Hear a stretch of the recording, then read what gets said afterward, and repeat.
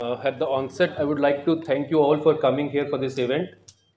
Just briefly about myself, मैं जम्मू से ही हूँ. I am born and brought up in Jammu only. मेरा सारा initial school education जम्मू से ही हुआ है.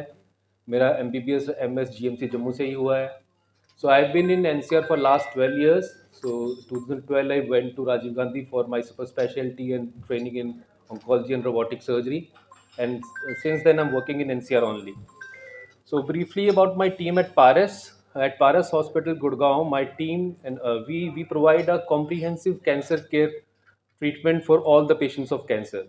So under one roof, we have got all the specialties: the surgical oncology, medical oncology, and radiation oncology, and the ancillary specialties. So मैं और मेरी team we specialise in robotic surgery. So अगर मैं robotic surgery की बात करूँ, so robotic surgery ने basically in last couple of decades it has revolutionised surgery, specially cancer surgery. So हम उन ऑर्गन्स की सर्जरी कर सकते हैं जो पहले पॉसिबल नहीं थी. So particularly robotic surgery is very useful for cancers of the throat. गले के कैंसर होते हैं, टॉन्सिल के कैंसर, टंग बेस के कैंसर्स, लैरिंग्स के कैंसर्स. तो इनमें और कोई तरीका नहीं है सर्जरी करने का, तो robotic surgery is the only choice.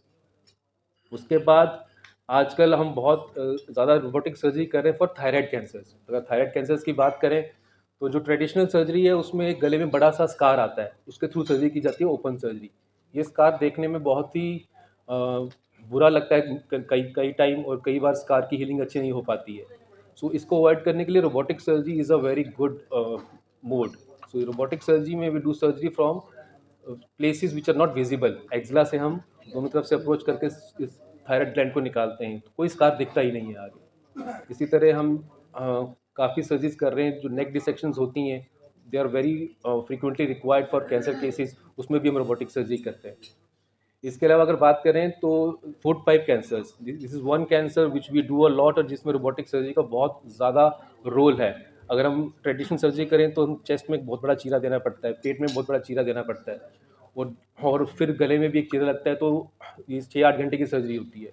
इसको हम रोबोटिक सर्जरी से बिना किसी चीरे से स्मॉल स्मॉल की holes in the chest and abdomen हम इस सर्जरी को करते हैं, और एक स्मॉल सा इंसिजन आपके गले में आता है जहाँ से हम ट्यूमर को निकाल के वहीं पे नया जोड़ लगाते हैं. इसी तरह लंग कैंसर में भी रोबोटिक सर्जरी का बहुत बड़ा रोल है. कमिंग टू जीआई कैंसर्स, इसमें भी रोबोटिक सर्जरी का यूज जो है दैट इज इंक्रीजिंग डेली.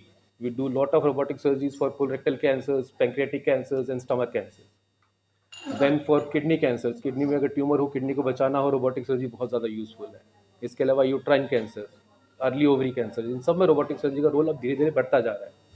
इसके अलावा my team is doing all conventional surgeries like cytoreductive surgery and हाईपेक.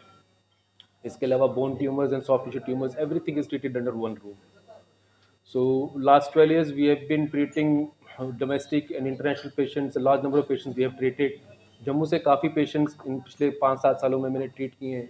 कुछ पेशेंट्स आज यहाँ मौजूद भी हैं. इसके बाद वो थोड़ा सा अपना भी एक्सपीरियंस शेयर करेंगे आपके साथ कि रोबोटिक सर्जरी से कैसे उनको बेनिफिट मिला है. So that is all from my side, and I am open to all any questions which are.